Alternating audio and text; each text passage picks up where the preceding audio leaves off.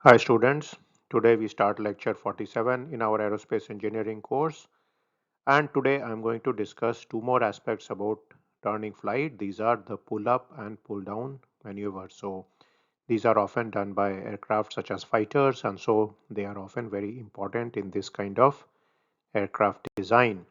I am Dr. Ranjan Ganguly. Now let's first start with the pull-up maneuver. So here you can see I have my aircraft here, and the aircraft essentially is pulling up like this. So we will assume that this is a circular path, and then what we are going to do is we are going to look at the forces which act on this aircraft. So at this point you can see the weight is going to act downward, which I have shown in blue, and the lift is going to act upwards, which is given by L, and it's essentially shown in red here. Also recall some of the nomenclature. The radius is r here, and there is something known as the turn rate, which is the angular velocity of this body, and this is going to be equal to d theta by dt. This is the turn rate. Now if you are unfamiliar with some of these nomenclature, look at my previous video on the level turn, and also you can find some of these things about circular motion in any physics textbook in college or in your mechanics textbooks in the first year of college. So now let's look at the different equations we can get. We start with the definition itself of the load factor, which is N equals lift by weight. And so now we get the resultant force, which is lift minus weight. So it's L minus W, that's the resultant force, and it's acting toward the center of this circular path, which you can see here. Now, of course, in any kind of pull-up maneuver, lift is going to be greater than the weight, then only this thing is going to be possible. So now we take the load factor definition and we plug it into this equation. So L is NW. So we get Fr is NW minus W, which gives us W into N minus 1. I just take the W out of this expression here. So now we are going to take this expression and we are going to look at another expression for this particular resultant force, which comes from the acceleration. So when we look at this aircraft here, we see that one of the equations for the forcing comes from the previous equation, that is the force balance, that is lift minus weight. The second one comes from Newton's law. So essentially the force is mass into acceleration, and the acceleration in this kind of circular motion is given by v infinity square by r. So we get this is W by g v infinity square by r, where mass is weight divided by gravity, gravity being 9.81 meter per second square for earth. So I take this Fr and I take this Fr in the yellow box and I equate these two equations. So I get Wn minus 1 equal W by g v infinity square by r. So from this equation I can immediately write that r equals v infinity square by g n minus 1. So this is the equation for the turn radius. And also recall from our circular motion that omega, or the angular velocity, is v infinity by r. So I can immediately write omega is this equation here. So all I have done here is taken this equation in the blue. So if you take v infinity by r, you will get g n minus 1 divided by v infinity. So that's the angular velocity or the turn rate of the aircraft. So we obtain two key measures, the radius of turn and the turn rate for the pull-up maneuver. Now let's look at the pull down maneuver. So this is a situation where the aircraft is something like this and it's trying to pull down in this manner. So again here the radius of turn is r. The aircraft has two forces acting on it. There is the weight in the blue acting downward, and the lift also is acting in the same direction now, given by L in the red. So essentially now we can write the force or the resultant force as L plus W, that is W into N minus 1 or N plus 1. So this essentially is the forcing which is acting in this direction. Now this force is going to be equal to the force coming from the Newton law for circular motion. So that is mass into acceleration. Mass is W by g, acceleration is v infinity square by r. And so I can now equate these two equations here, and I can get by equating them that R is V infinity square by G n plus 1. So I can also write the value of omega or the turn rate for pull down maneuver as V infinity by R from circular motion is G root n plus 1 by V infinity. So these two equations in blue and yellow respectively are the important equation which give us the radius of the turn and the turn rate for the pull down maneuver. So these two equations are very important, and let's now discuss them further. So we have already talked about the aircraft such as fighters and so on, which typically need to maneuver very rapidly because maybe somebody is chasing them in flight. And what you need to have is that turn radius r should be small and turn rate omega should be high. So these are the two design metrics which are very important for the fighter. So in the case of fighter pilot, typically the value of n is 8 to 10. Some of them have values much higher than this also, maybe 13 to 15 and so on. And you can essentially assume that the value will be somewhere around 10. So what we can do is we can make two approximations that n plus 1 is approximately equal to n and n minus 1 is also approximately equal to n. So do remember that these are only possible when n is reasonably high. Now, why do we make these approximations mathematically? The reason is that it's going to give us somewhat simpler formulas which are going to apply for both the pull down and pull up maneuver. Remember, the difference between them was about the n plus 1 and n minus 1, and it's going to lead to some cancellations in terms of lift and so on, which is going to be easier for us to handle. So do remember that n is lift by weight, so it's easier to handle n than to handle n plus 1 or n minus 1 in these equations. So we can say that in such a situation, if n is sufficiently high, for example, for a fighter aircraft, then we can write r as v infinity square by gn and omega as gn by v infinity. So all I have done is I have made those substitutions, and therefore this is the case with the n is 1, the n plus 1 situation, and similar case would be there for the n minus 1 situation also. So both the pull up and pull down maneuvers are covered. So we are going to use one more concept today, and that is the concept of wing loading. I don't know if I've introduced it till now, but if not, let's do it here. The wing loading is defined as the weight of the aircraft divided by the area of the wing. So essentially it's W by S. This is known as wing loading. So now let's look at the turn radius and try to express it in a form which is related to wing loading. So essentially I start with the equation for lift. So recall that lift is half rho v square SCL. Rho is the density, v is the velocity, s is the area of the wing, cl is the lift coefficient. And so I can immediately write v infinity square using this equation 2L by rho SCL. Now what I do is I take the equation for R, which I have now shortened as V infinity square by Gn, and I plug in the V infinity square value from this definition in terms of L in the equation for R. So I get this equation here. So all I have done here is that V infinity square has been substituted from here. So you can see this equation here, and this is going to give us this equation where another substitution I have made is that n is equal to L by W. So now you can see that there is a cancellation between these two L's here, and so I get 2 by rho infinity CLG, and I get a W by S term. So this is the wing loading.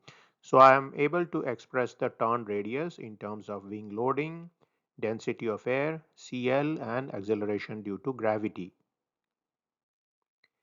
So now I look at the turn rate. So for the turn rate again, I take the equation for turn rate and I'm going to try to find a value for V infinity in terms of lift.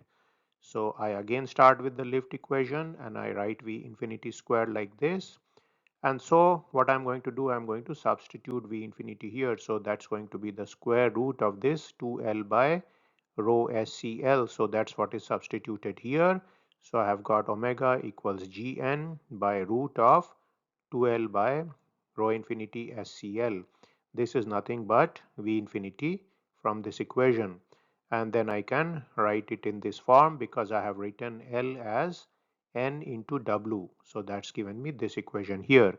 Now I write out this equation again here, and what we have done here is that we have expressed it in the form W by S, and so after doing that I can write omega is G into root of rho SCLN by 2 W by S. So this again gives us a simple closed form equation for the turn rate in terms of density, area of the wing, CL, load factor, W and S, or the wing loading W by S.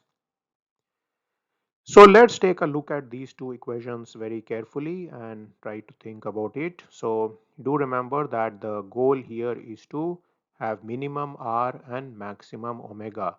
So by looking at this equation, you can immediately see that to get minimum R, I can use CL max situation here. So if I am operating this aircraft in a situation where CL equals CL max, then R will be R min.